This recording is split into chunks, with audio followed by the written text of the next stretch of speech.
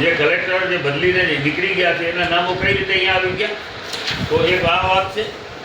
આવી રીતે બીજું, આ ભાઈ એક મરણ પામેલા છે, એનું નામ ફોર્મ કરી ભર્યું, મરણ પામવાનું નામ યાદીમાં ક્યાંથી આવી ગયું? જે તમને હું બતાવું, આ ભુજનું યાદી તમને દાખલો આપ્યો છે. આ મહિલા છે તો એમાં પુરુષનો ફોટો છે, નામ મહિલાનું છે, ફોટો પુરુષનો છે. આવી અનેક સત્યો આ સુધારા યાદીમાં પણ રહેવા પામી છે.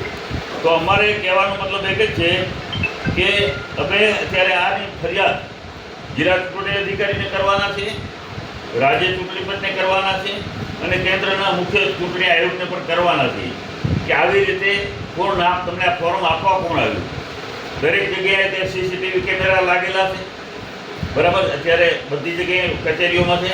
તો ગઈકાલે જ બધા જમા છે આ ફોર્મ, તો કોણ આપવા ગયા, કોને આપ્યું, અને આપ્યું હોય એની સામે ફોજદારી ફરિયાદ ગુનો નોંધાવવો જોઈએ, જેને પણ આપ્યું હોય. એટલે ભાજપનું જે કાર્યસ્થાન છે એ કોઈ પણ સંજોગોમાં લોકતંત્રને ખતમ કરવા માટેનું કામ અત્યારે ભારતીય જનતા પાર્ટી કરી રહી. વિચાર કરો, હવે આવા નામો નીકળી જાય એક બૂથમાંથી 50 થઈ, તો હમણાં સ્થાનિક સ્વરાજની ચૂંટણીઓ આવવાની, તો પરિણામ શું આવે? પછી તો ચૂંટણી કરવાનો મતલબ નથી રહેતો. કર્મચારી શાસન અત્યારે ચાલી રહ્યું એવું લાગે છે કે આ ચૂંટણી કેવી રીતે કરવી, આ પણ એક પ્રશ્ન આવે. તો અત્યારે આ ગંભીર બાબત છે ખૂબ, અને ખરેખર આ લોકતંત્ર કઈ રીતે બચશે?